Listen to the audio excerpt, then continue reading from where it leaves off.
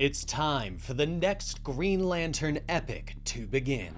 Welcome to the Comicstorian Complete Story Series, where we take trade paperbacks and single issues and we break them down into digestible bites to help you understand. Then we read them dramatically back to you. All alterations to the panels, text, and images are to prevent copyright problems, and all art is owned by its respective companies. If you enjoy these stories, be sure to support the industry and go check them out at your local comic shop.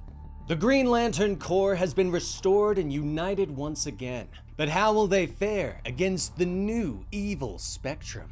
You'll find out today with Green Lantern Fractured Spectrum, Issue 1 by Jeremy Adams. I hope you enjoy.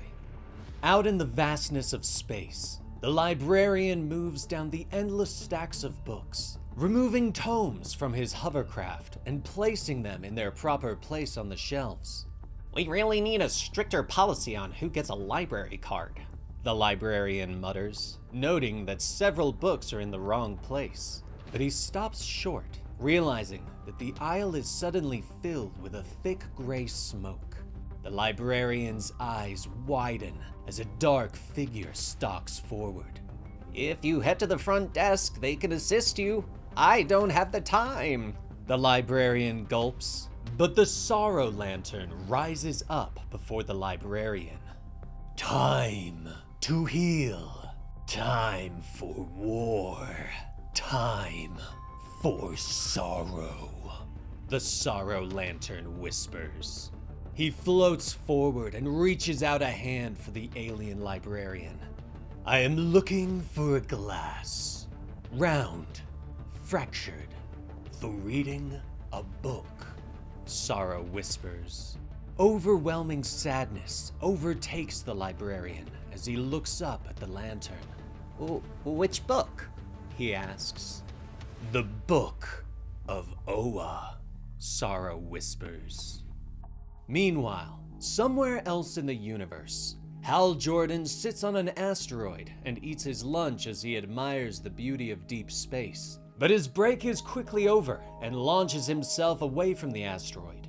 He uses his ring to reach faster than light speed and warps back to Oa. Hal is smiling. After everything he's been through recently with the Civil Corps and the fight against the United Planets, things are finally looking good for the Green Lantern. He drops out of FTL as he enters Oa's atmosphere to find the other lanterns bringing the new central power battery down to the planet. Don't just stand there gawking, Jordan! Lift the ring! Get to work! Kilowog shouts. Hal smiles at his friend, glad to see him alive and well after the alien drill sergeant was dead for a short period of time. Whatever you say, sir, Hal jokes as he salutes.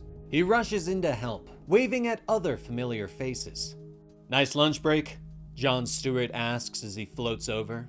Hal nods, explaining that he swung back to Earth to see how Carol was doing as Star Sapphire and a member of the Justice League. I think I'm out of a job, Hal says with a smile. Finally, the lantern is lowered to the planet and put into place. The battery is activated, and Oa suddenly lights up as the new central battery fully powers the planet and charges all lanterns in the vicinity. Hal lands nearby, where Jadestone, the former Green Lantern Amazo from Waller's Task Force 7, waits for him. You are aware that since I have relinquished the power of the Starheart, I must remain close to the battery to function, Jadestone points out, also explaining that since removing the battery from Earth, it will no longer be guarded by the Green, and will become a target for the enemies of the Green Lanterns. Hal nods and pats the robot on the shoulder. It's time to let the universe know that the Green Lanterns are back in business. It's not unguarded. That's why we have you, remember? Our Lantern Sentry. Hal tells him before flying off. Jadestone watches the lantern leave before turning back to the massive battery. Yes, and I will protect it at all costs, Jadestone says to himself. Next, Hal joins John Stewart and Kyle Rayner at the Senate chamber of the new Guardians of Oa. Kyle motions Hal forward so they can watch as Jessica Cruz takes her place at the podium. There was some mistrust with Jessica recently, as she seemed to be working with the United Planets, but it was revealed that she was really a double agent the entire time. Now, she is taking her place as a lantern delegate, working alongside the new Guardians of Oa.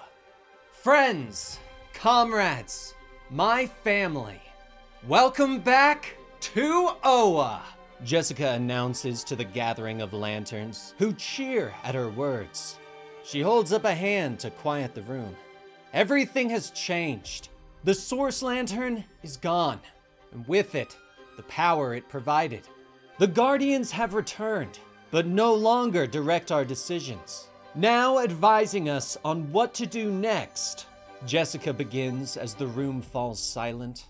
We have a new battery, a new will to go into the universe and protect each sector.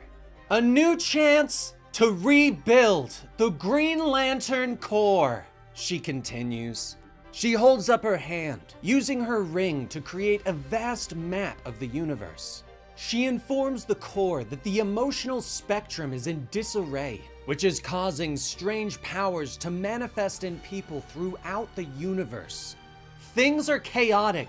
We have to find these people, help them, show them what we already are. That emotion can be controlled by sheer will, Jessica tells them. The lanterns cheer as Jessica finishes her speech, but a sudden explosion rocks the chamber. The skylight overhead suddenly implodes as Guy Gardner flies through it, the hand of sorrow wrapped around his throat. Can't you feel the pain? The sorrow? Sorrow whispers, ignoring the green fists that Guy is creating to punch him. Guy struggles for a moment, but tears begin to stream down his cheeks. I should have told her I love her, but it's too late. I don't deserve to live. Guy gasps as sorrow throws him away. Luckily, John is there and catches Guy in a green net. Hal charges forward. He recognizes Sorrow, knows him personally as Carol's former fiancé, Nathan Broom. Nathan, what are you doing? Hal shouts as he fires a beam at Sorrow. You did this. This is your fault.